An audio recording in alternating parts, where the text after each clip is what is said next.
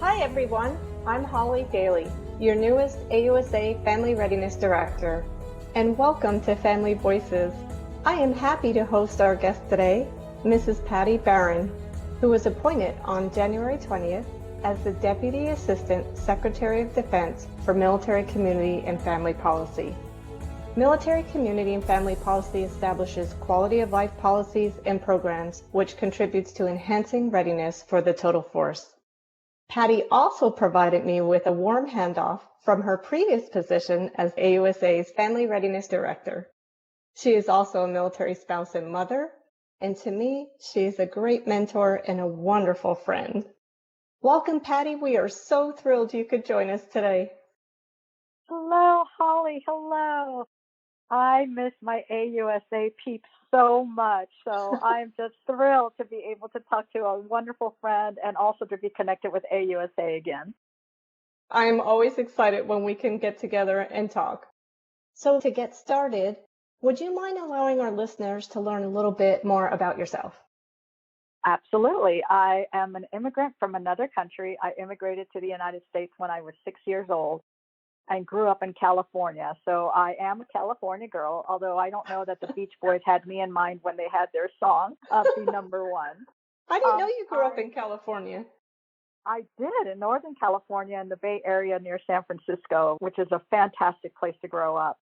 I then went to the University of San Francisco, as a matter of fact, and I met my future husband there, who happened to be an ROTC cadet. And Mike and I started dating probably our sophomore year and never looked back. We got married right after graduation and we headed off to Fort Benning, Georgia. Mike was commissioned in the infantry and I was an infantry wife. And back in the day, we used to say infantry wife. Now we say infantry spouse. We went through our military journey for 30 years, raised 3 wonderful kids in that time span. And as a professional, I actually had graduated with a Bachelor of Science of Nursing and eventually got a master's in community mental health. But like so many other military spouses, I basically am a jack of all trades and a master of none. I ended up with 7 different state licenses to be an RN at the different states that we lived in. And I never did quite make it to becoming a licensed professional counselor because of all of the requirements that each state has. And I was never in a state long enough to complete those requirements. So I ended up in the advocacy world, starting out with the National Military Family Association, probably about 15 years ago, and then went on to Sarah 3. And then one day I received a phone call from Sylvia Kidd, who had started the family programs at AUSA. And she said, I'm retiring, and I'm wondering if you would be interested in applying for my job. I couldn't believe it. I absolutely applied, and I got hired by then CEO and President General Gordon Sullivan. And that was about 9 years ago before I landed in this position. And I just had the best time at AUSA, absolutely the best time. So that's a little bit about me. Oh, and I forgot to mention that I am married to a wonderful man, Colonel Mike Barron, USA retired. And he and I have been married for like forever, 41 years now, which is crazy. Well, congratulations on your 41 years of marriage. And I know that you have 2 grandchildren. I bet spending time with them are just as precious. Oh, absolutely. Thank you, Holly. My 2 little grandchildren, my 2 little princesses, Violet and Sophia, they're actually now stationed in Germany because my daughter, Megan, is a veteran. She served for 7 years and was commissioned out of the College of William and Mary. And now she's a military spouse like I was. Well, thank you to your whole family for serving and continuing to serve. So, Patty, we took our listeners on a little bit of a journey, how we led up to your position at AUSA and then moving forward. So if you don't mind, I'd like to stop at that point when you were at AUSA for your 9 years. And I wanted to ask you, what was your original vision at AUSA? Do you remember it? And how did you build upon that vision? That's a great question, Holly, because I think that first year that I was at AUSA was a blur. I had so much learning to do, trying to kind of figure out what my role was and really what AUSA needed from family programs. I followed in some huge footsteps. Sylvia Kidd was so well known, so well respected, and Sylvia just knew what she wanted to do and she did it. And I got there and thought, General Sullivan's words to me were, make this your own. And I thought, okay, those are great words, sir, but I'm not quite sure what that means to me yet. And that first year, I just did a lot of listening, an awful lot of learning. And then the second year that I was there, I realized that I didn't have a strategic plan for the Family Programs Directorate at the time. I really thought hard about the name Family Programs, and I thought, we really don't have programs. This is really more about supporting Army families throughout their military life journey. And so I really wanted to change the name to Family Readiness. And with permission from our executive leadership, I was able to do that. And once I was able to do that and call it the Family Readiness Directorate, that really kind of paved the way for where I wanted to go. So one of the things that I did was I did create an internal strategic plan for the Family Readiness Directorate and kind of landed on 4 different pillars, if you will. One being bringing the voice of Army families to AUSA as much as I could. The second one is to bring the initiatives and programs and quality of life projects to those families so that they knew how the Army and how the department was supporting them. I also wanted to make sure that we looked at the issues that pertained to Army spouses, such as child care, military spouse employment. And although I couldn't specifically do anything for that, as in AUSA headquarters, we only have a certain number of people that work there, so it wasn't like we had tons and tons of openings where we could hire military spouses. I did want to make sure that we were part of the conversation that was going on in the military service organization world as well as at the Pentagon and on the Hill. So making sure that I was out there, getting to know lots of different people, representing AUSA as much as I can.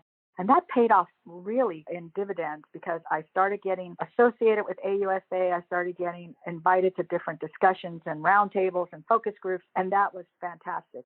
I also wanted to support our chapters. They really are the boots on the ground, if you will, for AUSA. And so making an effort to get to know our chapter leaders, our region presidents, really trying to find out what they needed from us at the national headquarters. And that was a harder journey than I thought because every chapter is different and has a different focus for their geographic area. And then I would say that the last thing I really wanted to make sure that I did was that I supported any advocacy efforts that we had at AUSA, especially if it was legislation that was pertaining to military families. And so I have had a great relationship with the government affairs folks.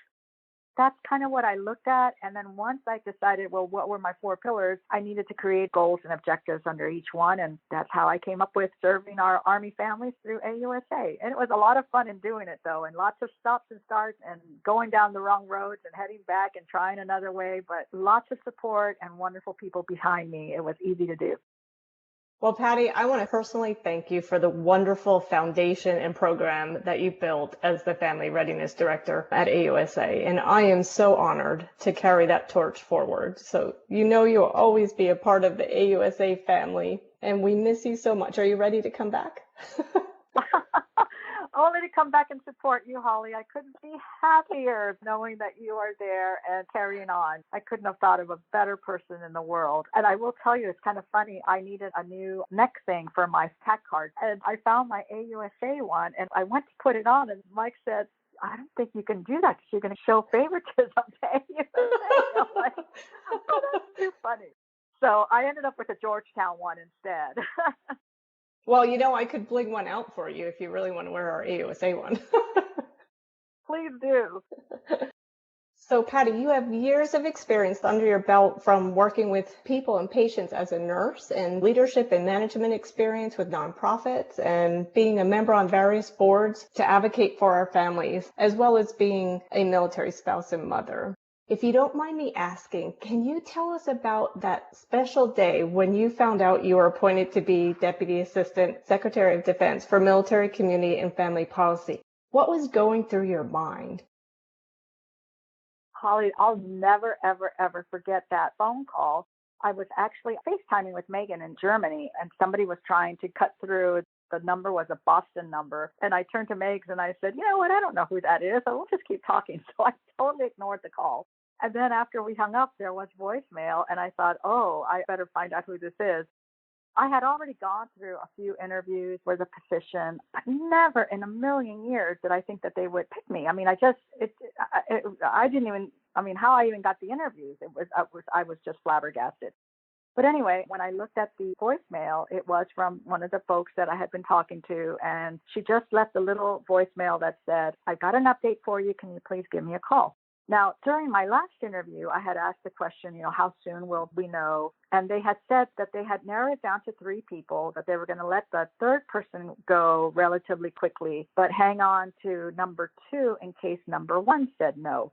So because they called about 2.5 weeks after my last interview, I was for sure that they were calling to tell me, thank you, you were wonderful, but no thank you. So I was ready. I was ready for them to tell me I was number 3. And I thought, what an honor, what a great experience to even be interviewed for this position.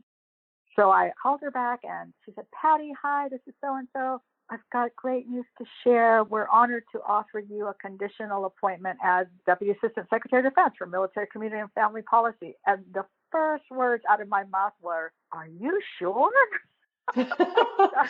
I just couldn't even believe it. And truthfully, Holly, I was scared to death.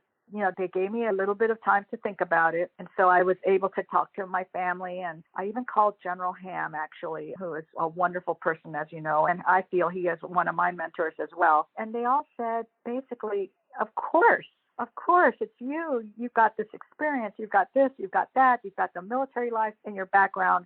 And I knew all those things to be true, but I think this is very typical of us military spouses, is that we always don't feel worthy of something or that we can do something, mainly because our career progression has been so zigzaggy. I've done everything in the world besides being a nurse and a counselor because I've had to. Oh, yes, I understand being a jack of all trades. Exactly. And to say yes to a role like this where I was really going to be a leader and making decisions that were going to impact military families, I think the only reason why I really said yes is because I felt that I could make a difference and I wanted to give myself the opportunity to do so. But I was scared to death before I got there. And it's like anything else, the anticipation is always worse than the actual event. Wow, what an honor. And we absolutely know that you can do this and we're in good hands. Thank you, Holly. That's so sweet. Well, we were talking about your educational and employment journey, which includes transitions from one position to another, which I'm sure throughout the years, like you just said, being a military spouse, it include a lot of PCS moves in that time too. I also know that transitioning is a passion area for you, to include transitioning between jobs. So I have to say how grateful I am for the warm handoff that I received during my transition of coming on board to AUSA. It wasn't the normal handoff, as you had a quick transition to your new position. If you don't mind, can we share what warm handoffs mean to us when it comes to leaving one job and entering another? So, for example, what would you consider would be a best practice of a warm handoff into a new job, and what would that look like to you? So that's a fantastic question, and I would be happy to have that discussion.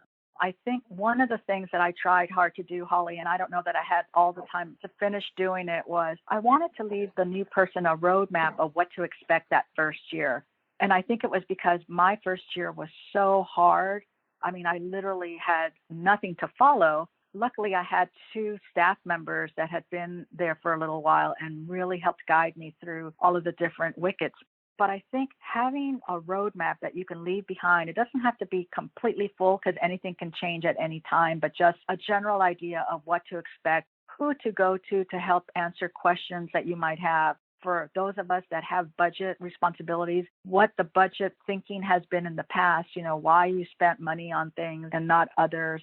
And then who have you been talking to, but you haven't quite finalized those discussions and whatnot? Because all those things come up. I'm sure you're already finding that to be true. And so for me, that is a great warm handoff. Obviously, you don't always get the opportunity to do that. I think we were really lucky in that we knew each other. We're still in the same area. We're still more or less working in the same space.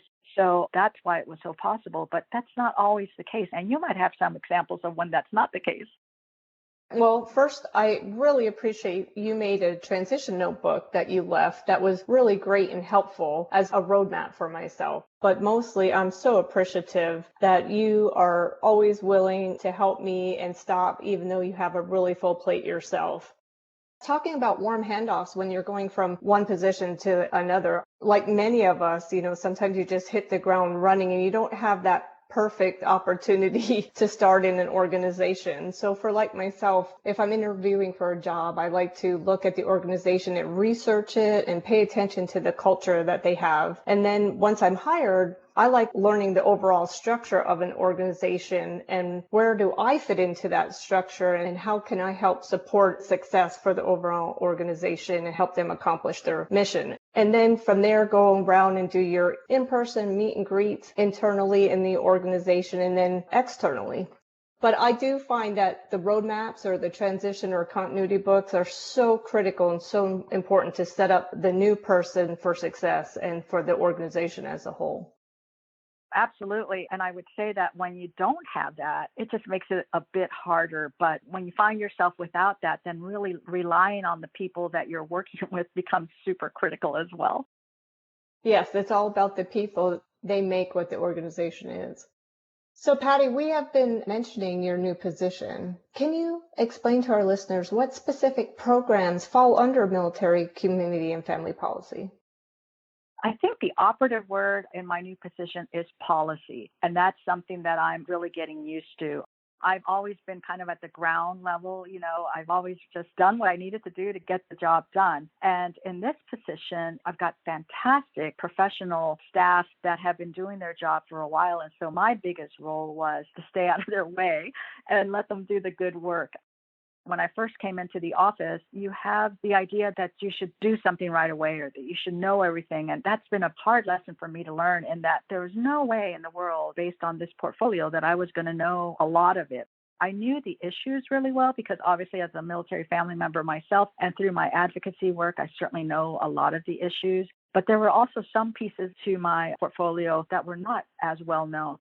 So just real quick, I'll just mention that the quality of life issues that I'm responsible for are family, child, and youth programs, the military OneSource program, SECO, the spouse education career opportunities, the military family life consultants, the morale, welfare, recreation, and resale. That was a surprise to me, in that under resale come the exchanges, so policy for the exchanges, as well as for MWR.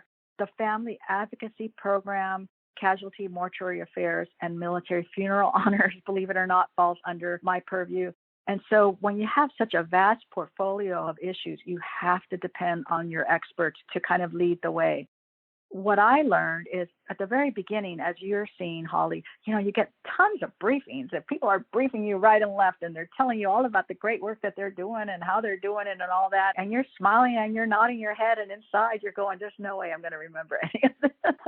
So keeping notebooks, obviously the notes that I have, but all the briefings and kind of having them handy and pulling them out when I was having a meeting with someone, just kind of refresh my memory, has helped me quite a bit. And then to just have so much help as compared to when I was at AUSA. Not that people didn't love family readiness, because they did, but it was just Thea and I, just like it is just you and Thea right now. But here at DOD, not only do I have directors in all those areas, and they all have staff, but I also have a front office staff. There's about 4 to 5 people in the front office staff that keep things moving along. And that took a little getting used to as well, allowing people to do their jobs and trying to stay at the strategic level. And that's really what I'm learning the most, is what is the strategy behind the policy? What is mandated by Congress for us to do? What do we do on top of it? But really, it always boils down to the services that carry out that policy, that know the culture of the folks within each service, and then make sure that their quality of life initiatives are also aligned very nicely with the policy that we create. I hope that explains a little bit about what we do. It's taken me a little while to kind of figure that out. Wow, what a portfolio. Thank you for giving us an insight to military, community, and family policy. Is it too early for me to ask, have you set your goals? Yeah, it's not too early, because what I actually did was I set my strategic imperatives. And it took me about 2 months to figure out what they were. And then once I was able to do that, I shared it with the entire team. And they are, some of them are going to sound familiar, to bring the voice of military families to MC and FP. And there's a lot of different ways to do that. It's through collaborations and connections with the military service organizations such as AUSA. It's through discussions with spouses that I know and kind of keeping up to date on what's going on with them. It's through the surveys and research that comes out of the department, but it's also paying attention to the surveys and the outcomes of those surveys that are done by other MSOs and other folks in this space. It's by doing a lot of listening, but also by making sure that our communication efforts are reaching the right people with the right messaging. And all of that, it's so important because we have to be able to figure out a way that is what we're doing making an impact and the kind of impact that we want on our military families. So that's number one. Number two, I feel very strongly about diversity, equity, and inclusion. And by that, it's not just gender, it's not just race. It's about thinking about who our audience is, thinking about who our families are, thinking about even within our own team, how it's made up. Are we using language that is inclusive? Are graphics representative of the community at large? You know, I like to talk about the modern military family, which is very different than the family that I grew up with as a young spouse. You know, we've got same-sex families. We've got male spouses that are the stay-at-home while the female service member is out deploying and doing their military thing. We've got many blended families. You know, it just goes on and on. And so just making sure that we're thinking about all of the different types of populations and the way that we communicate and opportunities and equity and in all of the things that we do. So DEI, that's important. The third thing I would say, and it's one of my favorites, I stole this term from a friend of mine, and she would always say the art of the possible. And for me, really wanting to make sure that the folks that work with me understand that the art of the possible is something I value. Let's think outside the box. Let's try to get to yes. If we can't get to yes, then let me know and give me a good understanding of why it has to be no.